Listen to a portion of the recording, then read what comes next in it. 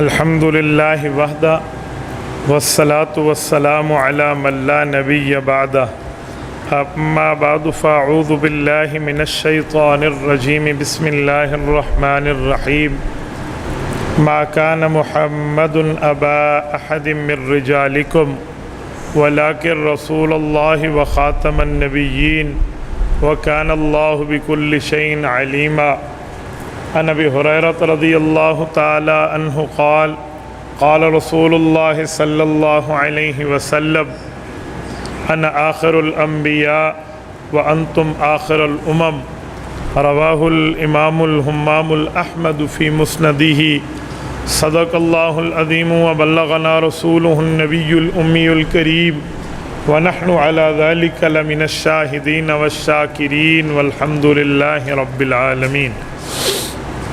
معزز دوستو، آج 4 ستمبر 2022 بروز اتوار ہے اور آپ کے یہاں جامع مسجد عائشہ صدیقہ رضی اللہ تعالی عنہا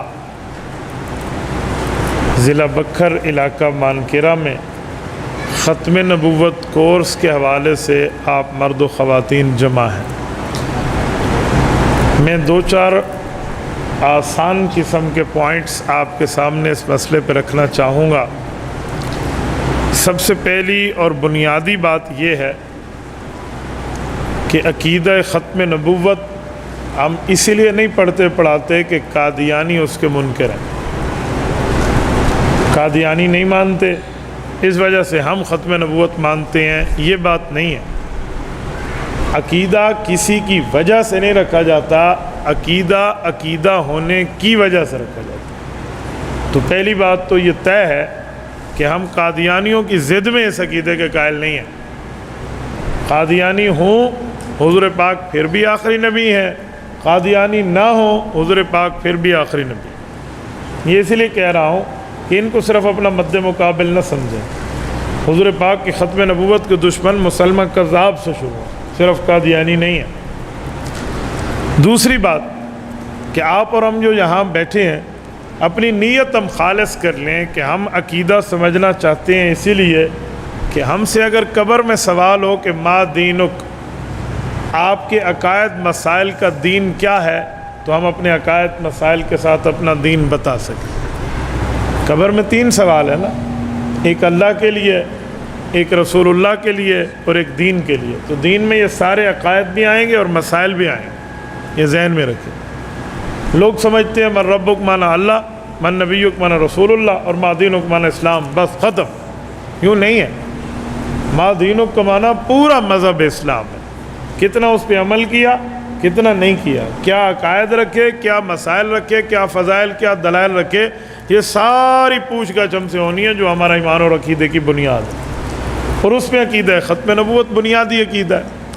تو ختم نبوت پر ایک بات آپ کے ذہن میں ہونی چاہیے کہ ختم نبوت کا ماننا ایسے ہی ضروری ہے جیسے توحید کا ماننا ضروری ہے۔ کوئی بندہ توحید نہ مانے کہ اللہ ایک ہے، یہ نہ مانے، باقی وہ سب کچھ مانے کہ اللہ رحیم ہے، کریم ہے، مجید ہے، غفور ہے، شکور ہے، صبور ہے، رؤوف ہے، سب کچھ ہے، ذوالجلال والاکرام ہے، مالک الملک ہے، لیکن اللہ وحدہ لا شریک نہیں ہے، تو اس نے تو اللہ کو مانا ہی نہیں، وہ ایسے ہی جھوٹ بول رہا ہے۔ بنیاد وہ توحید مانے گا تو باقی عقائد سچے بنیں گے۔ ایسے ہی عقائد میں رسول اللہ کے بارے میں ختم نبوت ہے۔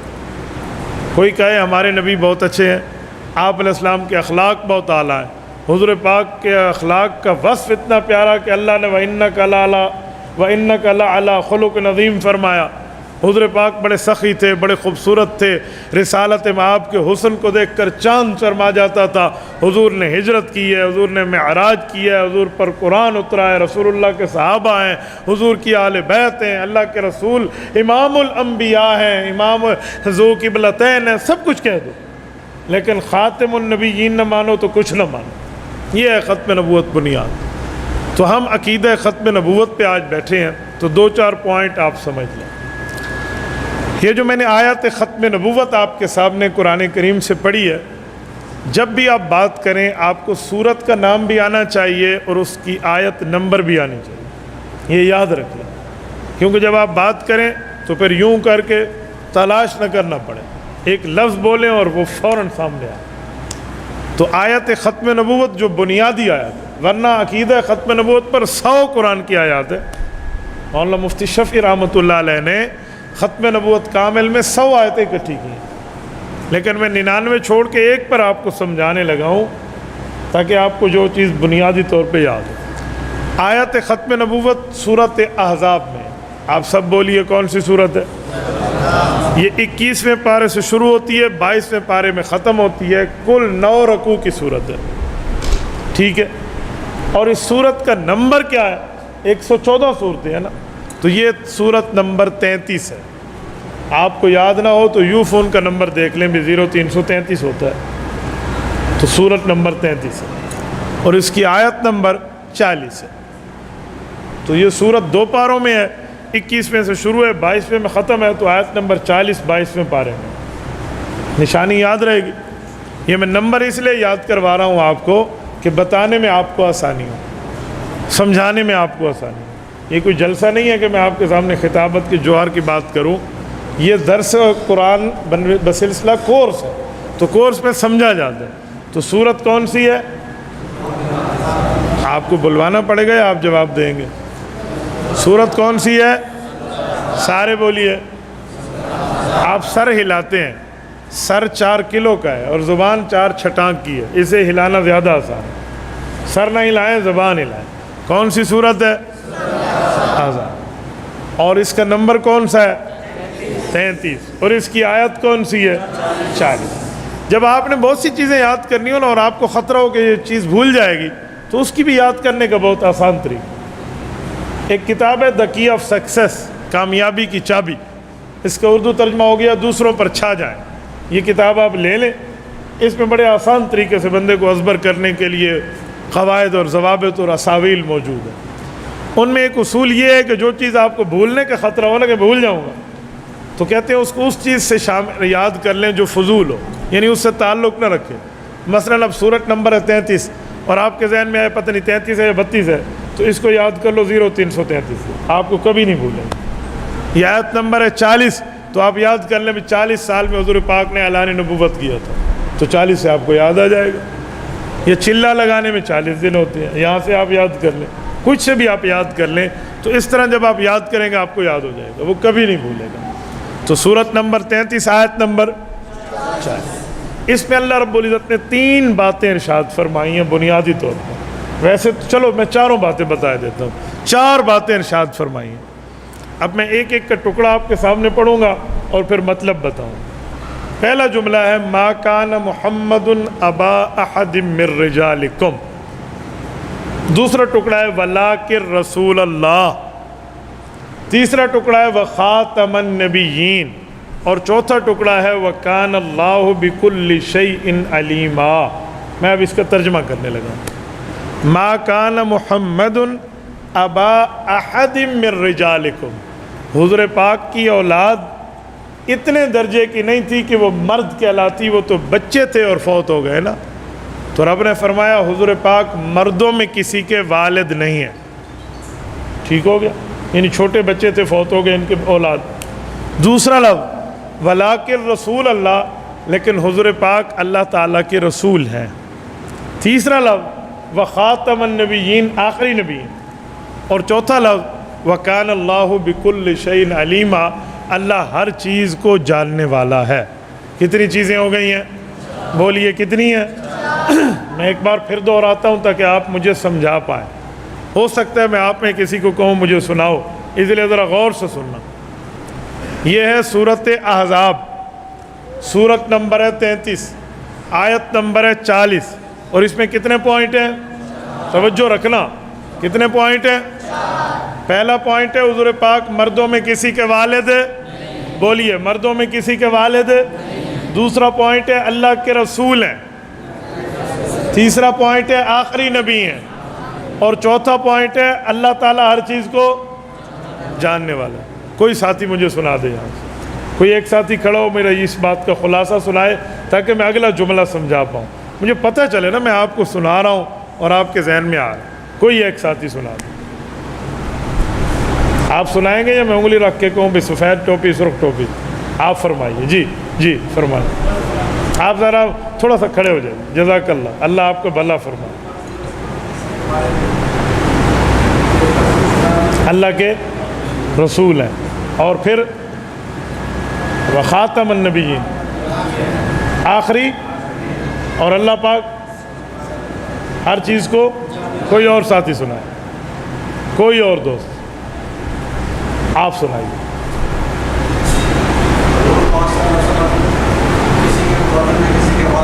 جزاک اللہ، بہترین. جی ہاں، آخری، جزاک اللہ، اور اللہ پاک ہر چیز کو. جزاک اللہ. کوئی ایک ساتھی اور. آپ کو بولنا تو آئے نا، کورس کا معنی ہوتا ہے کہ بندہ کچھ سمجھے. مولانا جمیل رحمۃ اللہ کو اللہ پاک مغفرت فرمائے، رائمنڈ کے امام تھے. وہ حدیث بیان کرتے اور ہمیں کہتے کھڑے ہو کر سنو. ہم شروع میں سمجھتے ہیں کیڑی مصیبت گال پہ گئی ہے، مولوی آپ تقریر کری ساڈے گاٹے پایا، ہم یہ سمجھتے. لیکن بعد میں زبان کھلنا شروع ہو گئی. آپ سنائیں. آپ نوجوان ساتھی بیٹھے، آپ کھڑے ہو جائیں. آپ ہی کو کہا ہے بیٹا. جی جزاک اللہ. میں ایک دفعہ دہرا دیتا ہوں اور پھر کہنا. حضور پاک علیہ السلام مردوں میں کسی کے والد نہیں ہیں. حضور پاک علیہ السلام اللہ کے رسول ہیں.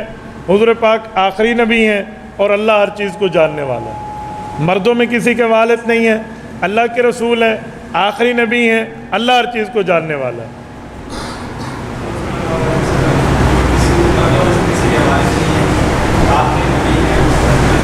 اللہ کے رسول ہیں اور اللہ ہر چیز کو. ادھر سے کوئی ساتھی کرو. بسم اللہ. جی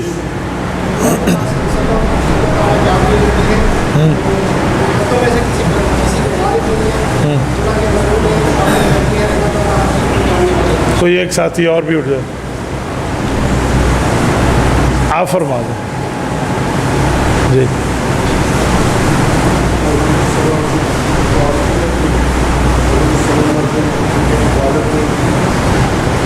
اور اللہ پاک جاننے والا. اب میں پھر دہراتا ہوں، اب آپ کی توجہ رہے گی نا، کیونکہ میں نے پھر حدیث بھی پڑھنی ہے، پھر آپ کو سوال جواب میں بھی لانا ہے. یہ ہے سورت نمبر 33، سورت احزاب، اور اس کی آیت نمبر ہے 40، اور اس میں کتنی باتیں ہیں؟ نمبر 1، حضور پاک مردوں میں کسی کے والد لیکن اللہ کے اور رسول اللہ آخری نبی ہیں، اور اللہ پاک ہر چیز کو. ادھر آپ کو آتا ہے، ادھر آپ جھجکتے ہیں. ٹھیک ہے، ایک راؤنڈ اور لگاؤں تو آپ کی جھجک ختم ہو جائے گی. اب توجہ رکھنا. اب میں آپ کو ایک جملہ کہتا ہوں، یہ آیت ختم نبوت کیسے ہے؟ تو یہ 4 باتیں، ان کا آپس میں کوئی جوڑ بھی ہے. ایک میں مردوں کے باپ نہیں، تو اگلا جملہ ہوتا عورتوں کے والد ہیں. یوں تو نہیں ہے. لفظ ہے مردوں میں کسی کے والد نہیں، اگلا جملہ ہے اللہ کے رسول ہیں. بھئی ان 2 لفظوں کو جوڑ آپس میں تو نہیں بنتا بظاہر. نہیں سمجھے؟ میں کہتا یہ مسجد نہیں ہے، یہ مسجد ہے، یہ گھر ہے، جوڑ بن گیا. میں کہوں یہ مسجد ہے اور میں چائے پی رہا ہوں، تو بھئی مسجد کا چائے پینے سے کیا جوڑ ہے؟ تو اس آیت سے ایک بات بظاہر ہمیں سمجھ نہیں آتی. اللہ فرماتے ہیں کہ حضور پاک مردوں میں کسی کے والد نہیں. اوکے، سمجھ آ گیا. اگلا جملہ اللہ کے رسول ہیں، اس کا کیا مطلب ہے؟ یہ جملہ ساتھ کیوں آیا ہے؟ اس کی ایک وجہ ہے، اس کے پیچھے ایک واقعہ ہے جسے کہتے ہیں شان نزول، انگلش میں کہتے ہیں بیک گراؤنڈ. وہ کیا ہے؟ اب وہ ذرا سمجھو. حضور پاک صلی اللہ علیہ وسلم کے بیٹے جب فوت ہوئے نا، تو مکہ کے کافروں نے خوشی کے شادمانے بجائے اور وہ خوش ہونے لگے. خوش کیوں ہو رہے تھے؟ کہتے ہیں دیکھو انہوں نے ہمارے بتوں کی مخالفت کی ہے. اب ہم تو بڑے پریشان تھے کہ اس کی شادی ہو گئی اور اس کے بیٹے پیدا ہوں گے اور محمد کریم صلی اللہ علیہ وسلم کی نسل آگے چلے گی. بس یار بیٹا اس کا فوت ہو گیا تو اس کی نسل آگے نہیں چلنی. جب نسل ہی نہیں چلے گی بھائی اس کی باتیں کچھ عرصہ تک تو رہیں گی اور اس کے بعد ختم ہو گئے. یہ مکہ کے لوگ خوشی بجا رہے تھے، خوشی کے شادمانے، خوش ہو رہے تھے، اچھل اور کود رہے تھے. تو اللہ نے جواب میں آیت اتاری، فرمایا ما کان محمد ابا احد من رجالکم مردوں میں تو کسی کے والد نہیں ہے، اتنی بات تو تمہاری ٹھیک ہے، لیکن اوے تمہیں خوش ہونے کی ضرورت نہیں ہے کافرو، تمہاری خوشی یہ وقتی ہے، ابھی ختم ہو جائے گی۔ بھئی وہ کیوں؟ فرمایا وَلَٰكِن رسول اللہ، یہ تو اللہ کا رسول ہے، اوے باپ کے 4 بیٹے ہوں وہ اس کی بات کو کتنا پھیلائیں گے، یہ رسول ہے، اس کے لاکھوں امتی ہوں گے، اس کے مشن کو آگے پھیلائیں گے۔ اب سمجھو، یہ اس کا جوڑ ہے، یہ ہے ربط۔ ورنہ تو یوں بنتا کہ مردوں میں کسی کے ابا نہیں، عورتوں میں کسی کے ابا ہیں، یوں تو نہیں ہے۔ حالانکہ حضور پاک علیہ الصلوۃ والسلام کی بچیاں خواتین ہیں، حضور پاک تو بچیوں کے والد ہیں اپنی بیٹیوں کے۔ تو کیا پتہ چلا؟ ما کان محمد ابا احد من رجالکم، حضور پاک مردوں میں کسی کے والد نہیں ہیں، لیکن تم خوش نہ ہو کہ ان کے بیٹے نہیں ہیں تو نسل نہیں چلے گی۔ وَلَٰكِن رسول اللہ، یہ اللہ کا رسول ہے، اور رسول کے تو لاکھوں امتی ہوتی ہیں، اس کی بات کو آگے لے کر وہ چلائیں۔ سمجھ گئے؟ اب اگلا جملہ سمجھو، وَخَاتَمَ النَّبِيِّينَ، آخری نبی ہیں۔ اس کا کیا جوڑ ہے؟ اس کا کیا مطلب؟ یہ لفظ ختم نبوت یہاں کیوں آئی؟ ایک بات تو واضح ہے کہ حضور پاک آخری نبی ہیں، عقیدہ بتا دیا، لیکن ادھر بتانے کی ضرورت، ادھر تو بات چل رہی ہے کافر کی خوشی کو مار دو، کافر زیادہ خوش نہ ہو، یہ تو یہ بات چل رہی ہے، تو ادھر ختم نبوت کے لفظ آنے کی ضرورت کیا تھی؟ آجی ضرورت تھی۔ وہ کون سی ضرورت ہے؟ اب کان کی کھڑکی کھولنا اور دل تک میرے اس جملے کو راستہ دینا۔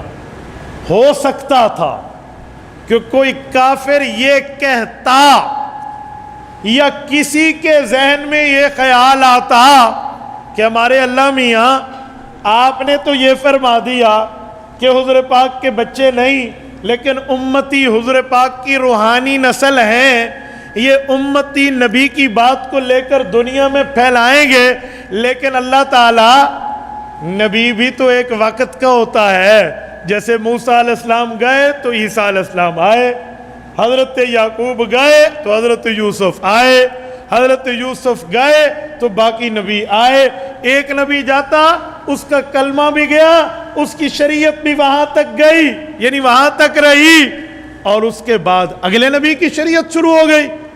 حضور پاک کی باتیں کب تک چلیں گی؟ چلو لاکھوں امتی ہوں، لیکن ایک دن تو نیا نبی آئے گا، جب نیا نبی آئے گا پچھلا دین ختم، اگلا دین چل پڑے گا۔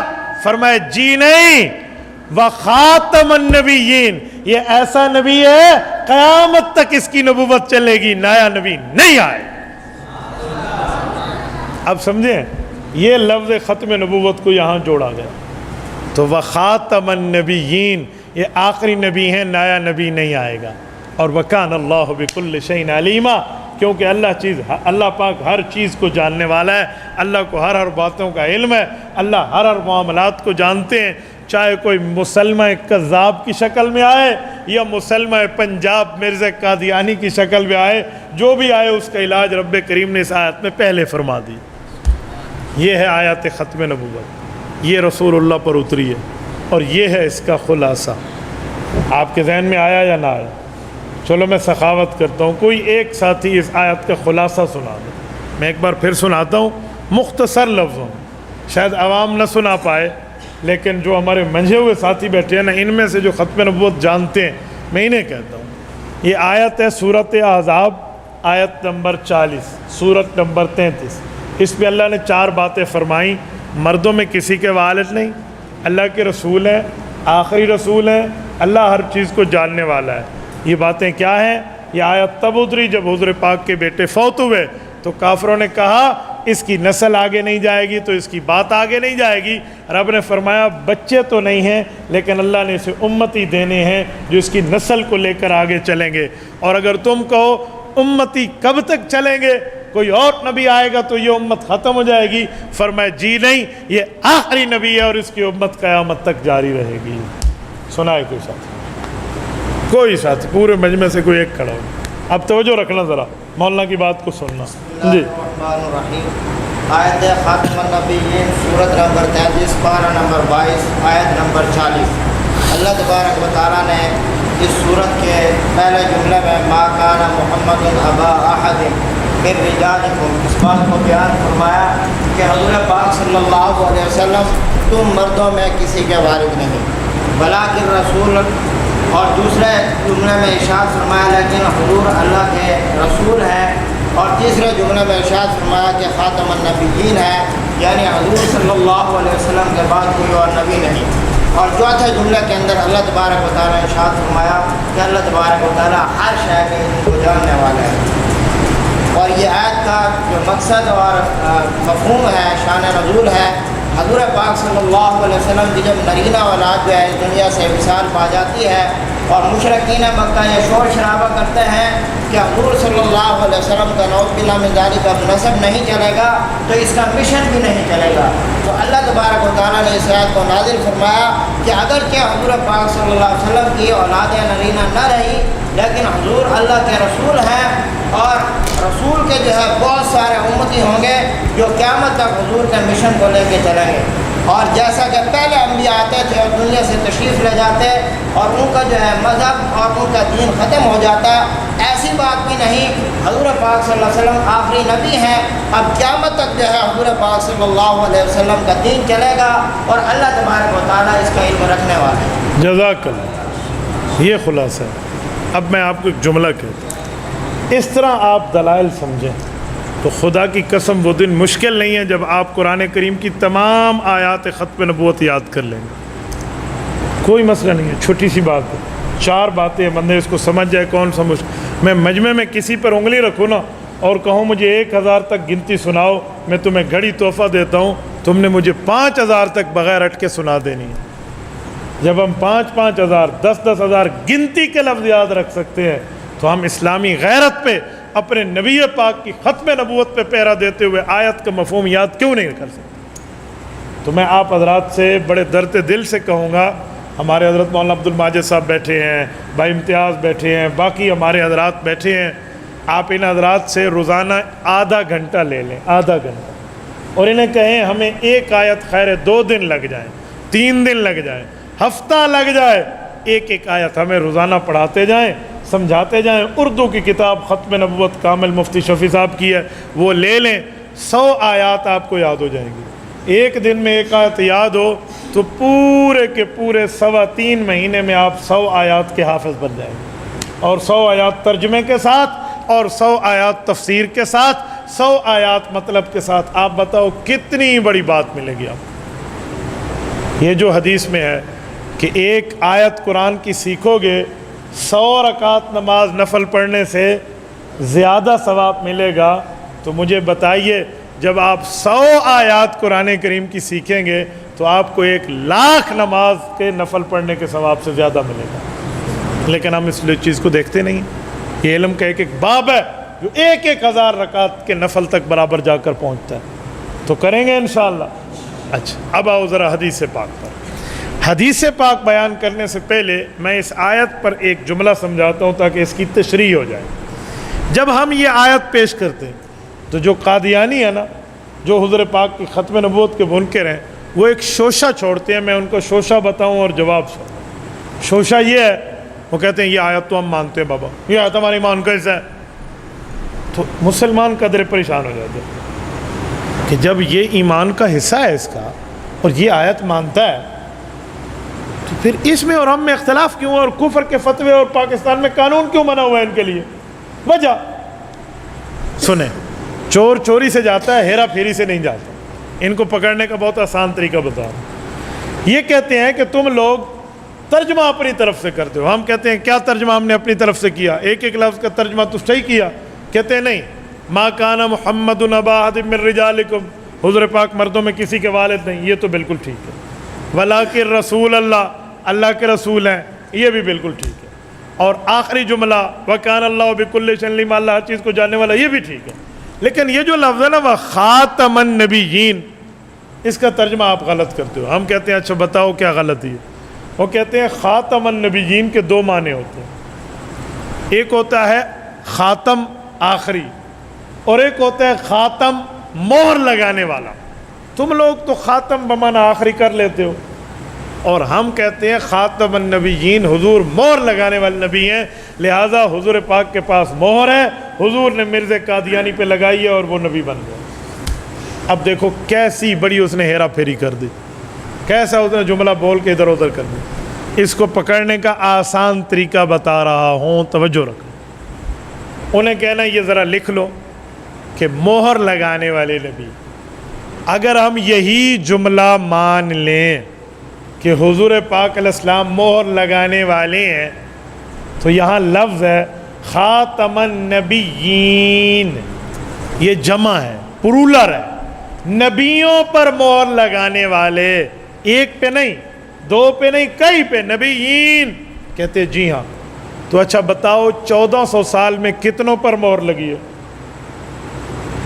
کوئی 3 4 5 10 تو دکھا دو۔ قادیانی صرف مرزا کا نام لیں گے، انہیں کہنا وہ جاہل، اگر تیرا جھوٹا معنی بھی مان لیں کہ مہر لگانے والے ہیں حضور پاک، تو 1400 سال میں صرف ایک پہ لگی ہے۔ اچھا چلو بعد میں کسی اور پہ لگے گی، کوئی نیا نبی مرزا کے بعد بنے گا؟ کہتے ہیں نہیں۔ تو ہم نے کہا پھر خاتم النبیین تو نہ ہوئے، خاتم النبی ہوئے کہ ایک نبی پہ مہر لگانے والا، حالانکہ خاتم النبی نہیں ہے قرآن میں، قرآن میں ہے خاتم النبیین۔ مہر لگانے کا معنی کرے تو کئی نبی بنتے ہیں۔ تو مرزائیو تمہاری چوری پکڑی گئی، تم ختم نبوت کا تاج صرف حضور پاک کے سر سے کھینچ کے مرزے کے سر پہ رکھنا چاہتے ہو، بس یہی مانو۔ تو پہلا تو تمہارا یہ جھوٹ پکڑا گیا۔ دوسرا جواب، دوسرا بہت اس سے بھی زیادہ ایزی اور آسان ہے۔ انہیں کہنا خاتم النبیین کا یہ مطلب کہ مہر لگائی، تو اگر اس کا مہر والا ترجمہ کریں تو یوں بنے گا وَخَاتَمَ النَّبِيِّينَ، حضور تمام نبیوں پر مہر ہے، لگانے والے نہیں بنے گا، بنے گا تمام نبیوں پر کیا ہے؟ بولیے مہر ہے۔ اور مہر اس وقت لگتی ہے جب سارا کام پورا ہو جاتا ہے۔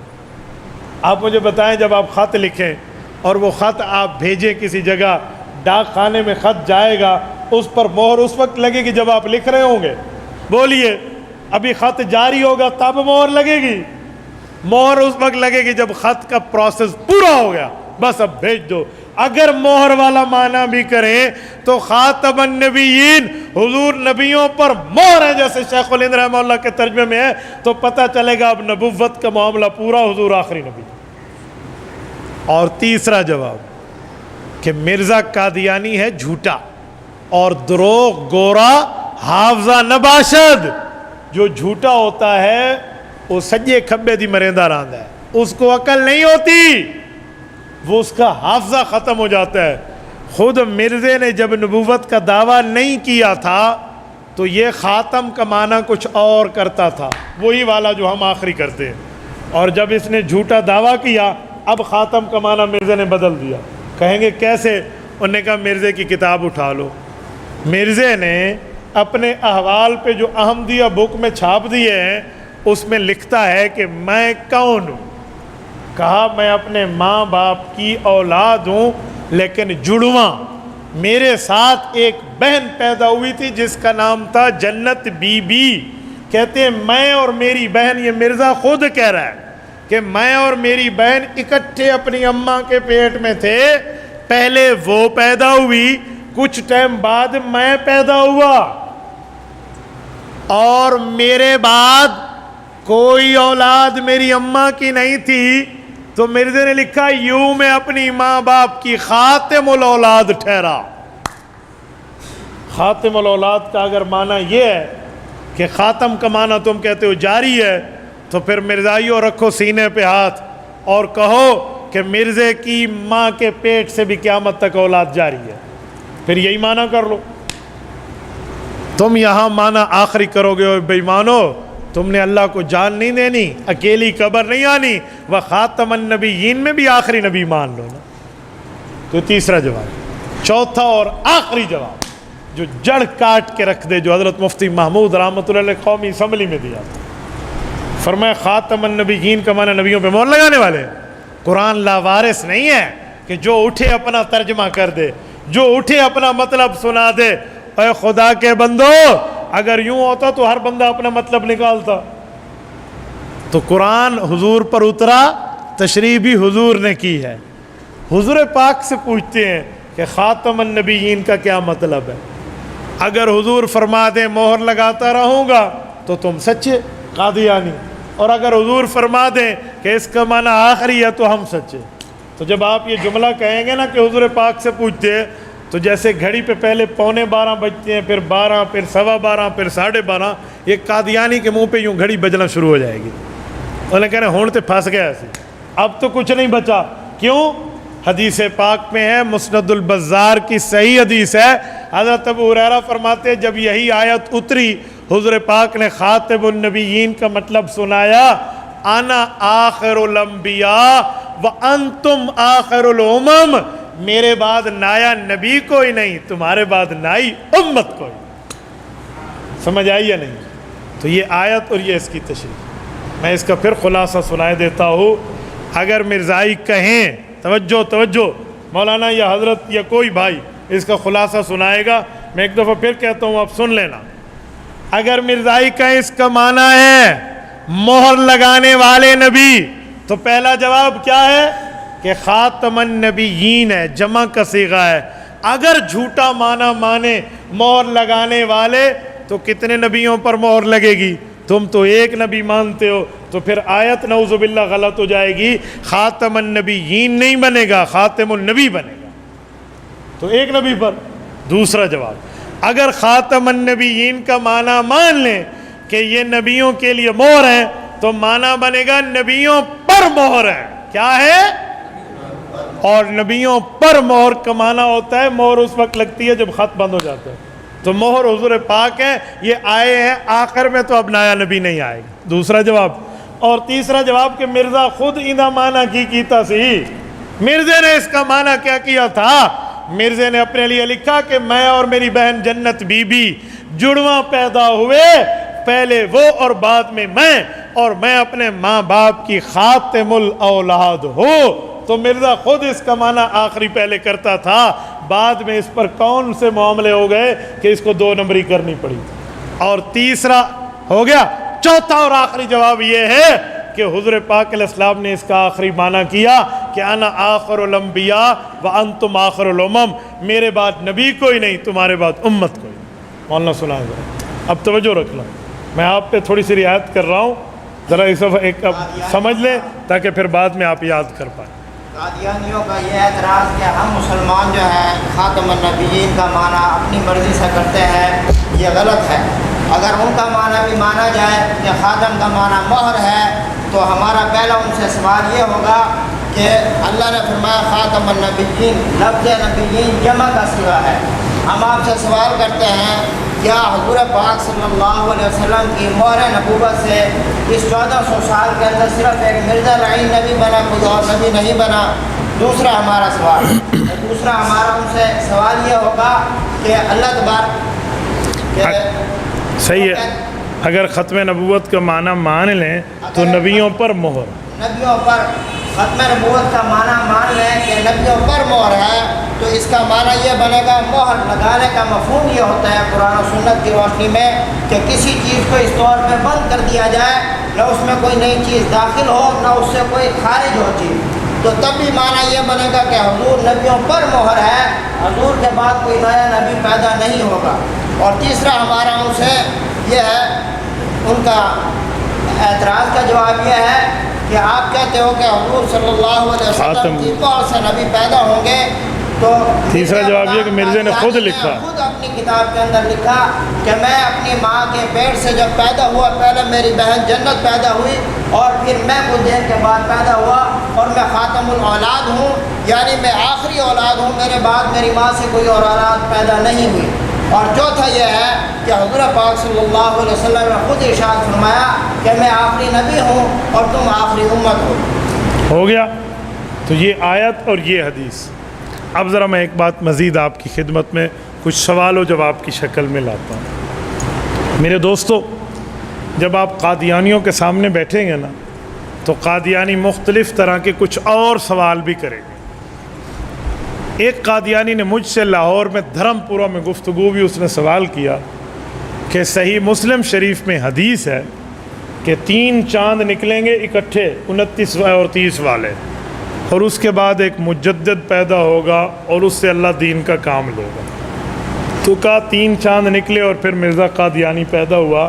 مرزے کی خوشخبری تو صحیح مسلم شریف کی حدیث میں ہے، آپ کیوں نہیں مانتے؟ مجھے سمجھ آ گئی کہ یہ قادیانی مولوی نہیں ہے، اس کو کسی قادیانی کے مولوی نے گمراہ کیا۔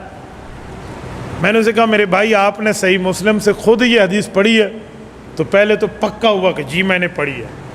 میں نے اسے کہا دیکھو جھوٹ نہ بولو، میرے صحیح مسلم میں 100 میں سے 100 نمبر ہیں، اور میں نے مسلم الحمدللہ پڑھی بھی ہے اور پڑھائی بھی ہے۔ مسلم ابن الحجاج القشیری النیسابوری، یہ رہنے والے کہاں کے تھے، ان کے ابے کا نام کیا تھا، یہ کس قبیلے کے تھے، میں سارا جانتا ہوں۔ اور صحیح مسلم کی مقررات حذف کر کے روایات کتنی ہیں اور مقررات سمیت کتنی ہیں مجھے پتہ ہے، میں نے مسلم کی اسپیشلائزیشن کی ہے۔ سچ بتا تو نے خود پڑھی ہے؟ تو جب میں نے یوں کر کے کہا مجھے کہنے لگا نہیں میں نے پکے بندے سے سنی ہے۔ اب آدھا سیڑھی سے نیچے اترا۔ پھر میں نے کہا اچھا جس پکے بندے سے سنی ہے ذرا لفظوں کے ساتھ ورڈ بائی ورڈ سنا، کون سے لفظ تھے؟ اب تو اس کو نہیں مفہوم کچھ ایسے ہے، مطلب کچھ ایسے ہے۔ اب میں نے ایک گھڑی اتاری اور یوں رکھ دی، ایک جیب سے موبائل نکالا یوں دوں، میں نے کہا یہ سارے کل ملا کر اچھی بھلی قیمت بن جائے گی، یہ ہے تمہیں ہدیہ، بسم اللہ کر کے صحیح مسلم سے مجھے یہ دکھا دو۔ صحیح مسلم میرے پاس عربی موجود تھی، میں نے سامنے رکھ دی موبائل سے۔ کہتے ہیں نہیں اردو ترجمے سے میں نے پڑھی ہے۔ میں نے کہا اچھا مسلم شریف اردو ترجمے والی بھی ڈاؤن لوڈ کر لیتے، اے جی ڈاؤن لوڈ ہو گئے، ہوں دکھاؤ کہاں ہیں؟ وہ نہیں میں نے کہیں آئیں بائیں شائیں اور معاملہ گیا۔ ایسے کذاب ہے، نہ یہ حدیث ہے نہ یہ مطلب ہے، سارا پھدو کھاتا لگایا ہوا ہے، جھوٹ بولا ہوا ہے، اور اپنے جھوٹ کو یہ سینہ چڑھا کر بات کرتے ہیں کہ اگلا بندہ پریشان ہو جاتا ہے کہ کتنے سچی نہ ہو گیا۔ ان کی مثال وہی ہے، ایک بندے نے دوسرے بندے سے کہا بھائی ادھر سے 100 خرگوش ابھی گزرے تھے، تو نے دیکھا ہے؟ پہلے نے کہا 100 خرگوش گزرے اور میں نے تو دیکھا ہی نہیں۔ نہیں 100 نہیں گزرے، میں تو ٹھہرا ہوں۔ اس نے کہا اچھا 50 تو گزرے ہوں گے، 50 غائب۔ اس بندے نے بڑی حیرانگی کی کہ یار 100 سے 50 پہ آ گیا یہ۔ نے کہا 50 بھی نہیں گزرے، یہ پکا ہوگا۔ انہوں نے کہا اچھا 10، انہوں نے کہا 10 نہیں گزرے، 2 نہیں گزرے، 1 ہی نہیں گزرا۔ جب یہ پکا ہوگا نا 1 بھی نہیں گزرا، انہوں نے کہا اچھا ایک کھسکار کیسے آئی، جوتیوں کی آواز کس کی تھی؟ اس نے جوتیوں کی آواز سے 100 خرگوش بنا دیے، پر سے پرندہ بنایا۔ یہ قادیانیوں کا ہے۔ میں نے انہیں دلیل کی دنیا میں دیکھا ہے، انہیں ٹکے کی دلیل نہیں آتی۔ نمبر 2، ایک سوال قادیانی اور بھی کرے گا آپ کو، پتہ ہے وہ سوال بڑا خطرناک ہے۔ قادیانی ایک جملہ کہتے ہیں کہ حضور پاک صلی اللہ علیہ وآلہ وسلم کے لیے اماں عائشہ کا عقیدہ تھا کہ حضور کے بعد نبوت جاری ہے۔ ہم کہتے ہیں انا للہ و انا الیہ راجعون۔ اماں عائشہ کا یہ عقیدہ کہاں لکھا ہوا ہے کہ نبوت جاری ہے؟ ہمیں دکھاؤ۔ تو وہ کہتے ہیں اماں عائشہ رضی اللہ عنہ کا ایک فرمان ایک کتاب میں ہے کہ حضور پاک علیہ السلام والسلام کی جب ختم نبوت سناؤ تو کہو قولوا خاتم النبیین ولا تقولوا لا نبی بعدی۔ تم حضور کو خاتم النبیین تو کہہ سکتے ہو، لیکن یوں نہیں کہہ سکتے حضور کے بعد نبی نہیں آئے گا۔ تو یہ تو اماں جان عائشہ نے کہا ہے، تو اس کا معنی اماں جان عائشہ حضور کے بعد نبی ہونے کی قائل ہے۔ تو ہم کہتے ہیں قادیانی ہو، بڑے بے ایمان ہو۔ پہلی بات تو یہ ہے کہ یہ روایت 100% اس پر اعتراض موجود ہے کہ اس کی سند ہی نہیں ہے۔ یہ روایت کی نسبت اماں عائشہ کی طرف صحیح نہیں ہے، یہ ضعیف بھی نہیں، اس پر مجروح ہونے کی جرح ہے۔ لیکن چلو میں مان لیتا ہوں، انہی لفظوں کو مان لیتا ہوں، پھر بھی تمہاری دال نہیں گلتی، تمہاری چوری پکڑی جائے گی۔ کہیں گے وہ کیسے؟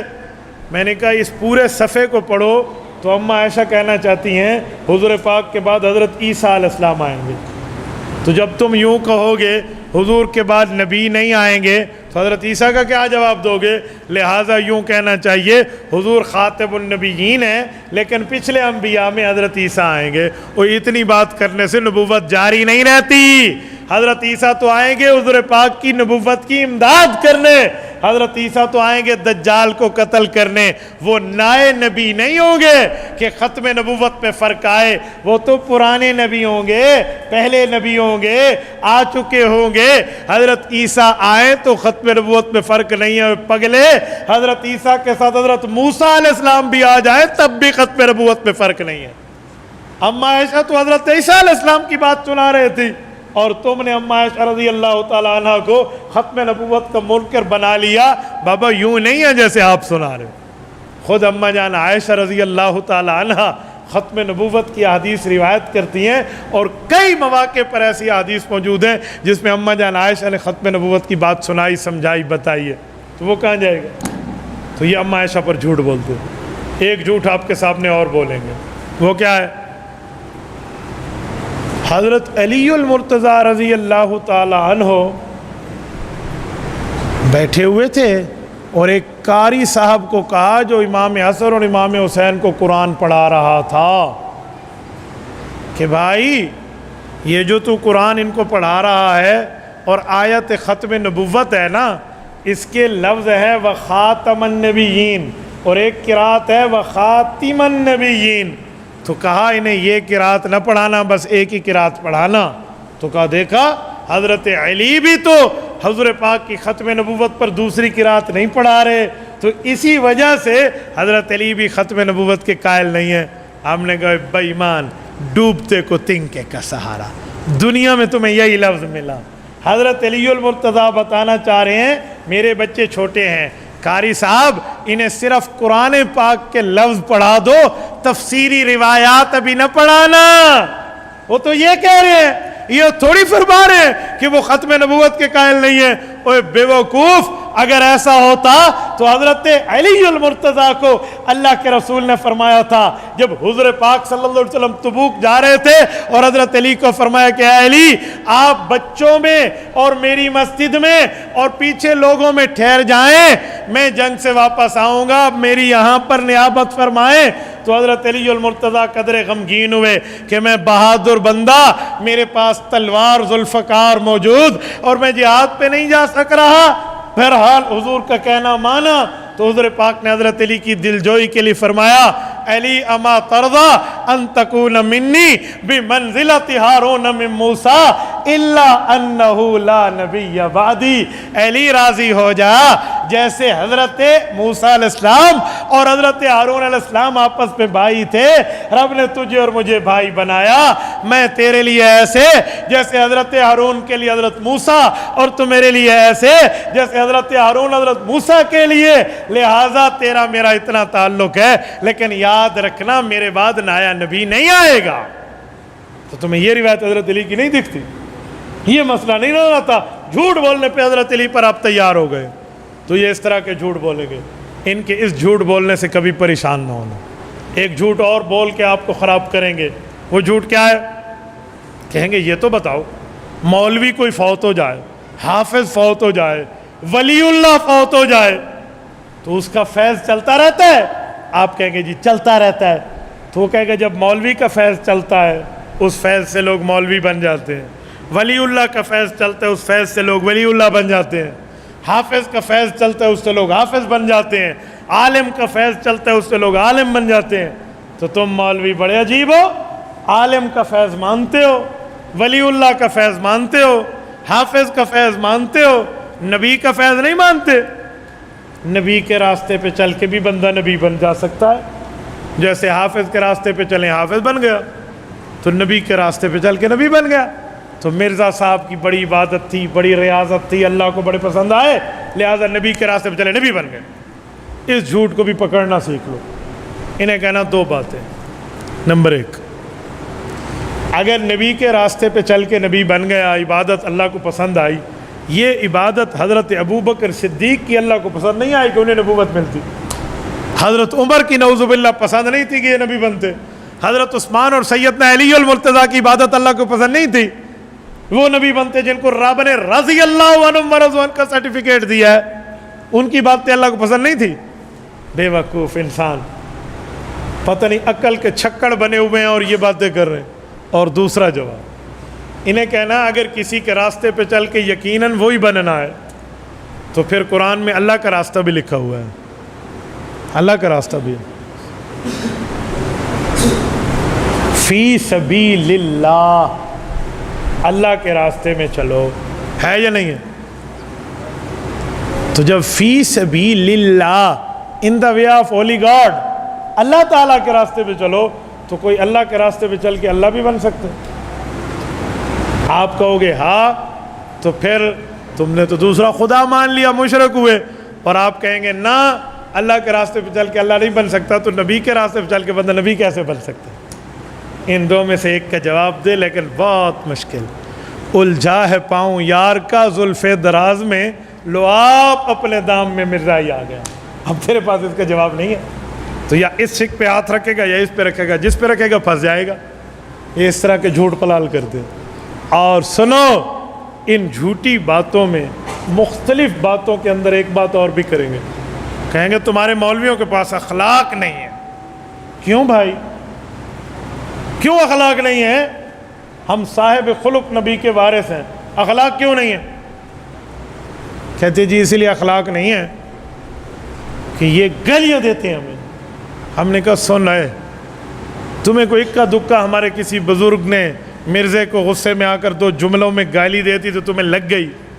مرزا قادیانی نے الف سے اپنی کتابوں میں کتنی گالیاں دی، بے سے کتنی دی، تے سے کتنی دی، پورے حروف تہجی اکٹھے کر کے اتنی بڑی یادداشت بنائی تھی مولانا غلام غوث ہزاروی رحمہ اللہ نے، اور قومی اسمبلی میں تمہارے دادا مرزا ناصر کے منہ پہ دے ماری تھی کہ تمہارے دادے مرزا قادیانی نے الف با تا سا جیم ہا خا یا تک چلے گئے، اتنی گالیاں دی ہیں، اور ان النبیہ لا فحش ولا لعانا، اور نبی نہ گالیاں دیتا ہے نہ فحش گو ہوتا ہے۔ تمہارا تو مرزا گالیاں دے رہا ہے، اور ہمارا کوئی مولوی صاحب مرزے کو گالیاں دے بھی دے تو وہ مولوی ہونے کا دعوے دار ہے، نبی ہونے کا دعوے دار تو نہیں ہے۔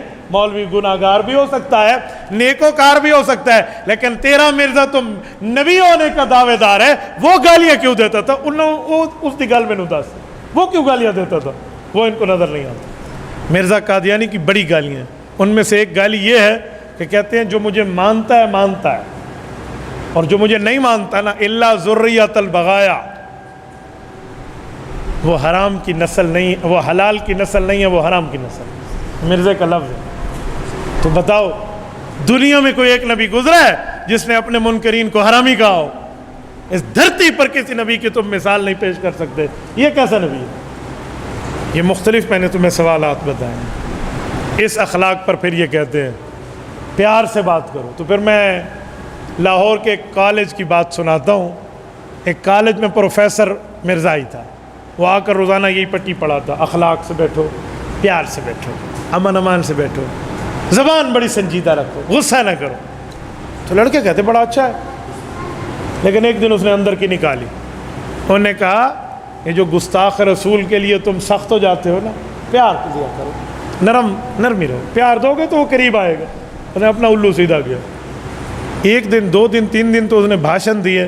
ایک لڑکا بیٹھا تھا، وہ بڑا حیران ہوا کہ یار کوئی نبی کو گالیاں دے اور ہم اس سے خاموشی نہ کریں، چپ کر کے اسے حلوہ پیش کریں، یہ بڑا عجیب ہے۔ تو وہ ہم جیسے کسی مولوی کے پاس ہے کہ استاد جی مسئلے دا حال مینوں دسو، میں کیا کروں؟ تو سمجھایا گیا۔